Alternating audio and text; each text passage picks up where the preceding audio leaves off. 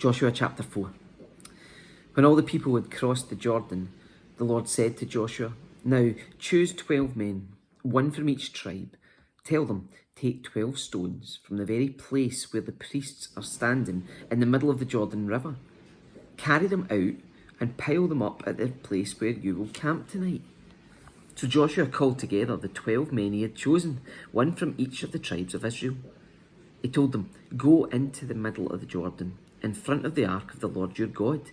Each of you must pick up one stone and carry it out on your shoulder.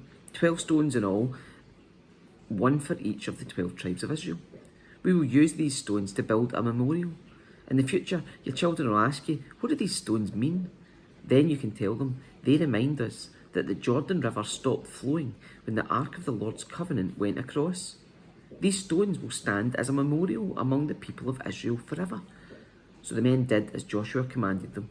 They took 12 stones from the middle of the Jordan River, one for each tribe, just as the Lord had told Joshua. They carried them to a place where they camped for the night and constructed the memorial there. Joshua also set up another pile of 12 stones in the middle of the Jordan, at the place where the priests who carried the Ark of the Covenant were standing. And they are there to this day.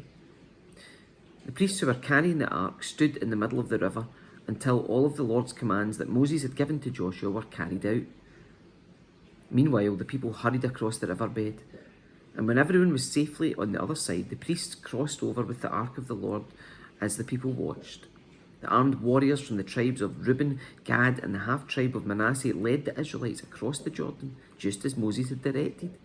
These armed men, about 40,000 strong, were ready for battle, and the Lord was with them as they crossed over to the plains of Jericho. That day the Lord made Joshua a great leader in the eyes of the Israelites, and for the rest of his life they revered him as much as they had revered Moses. The Lord had said to Joshua, "Command the priests carrying the Ark of the Covenant to come up out of the riverbed," so Joshua gave the command. As soon as the priests carrying the Ark of the Lord's Covenant came up out of the riverbed, and their feet were on high ground, the water of the Jordan returned and overflowed its banks as before. The people crossed the Jordan on the 10th day of the first month. Then they camped at Gilgal, just east of Jericho. It was there at Gilgal that Joshua piled up the 12 stones taken from the Jordan River.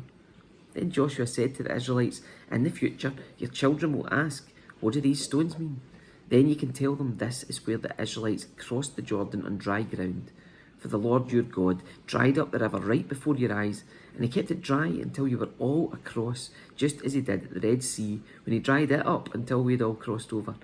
He did this so that all the nations of the earth might know that the Lord's hand is powerful, and so you might fear the Lord your God forever."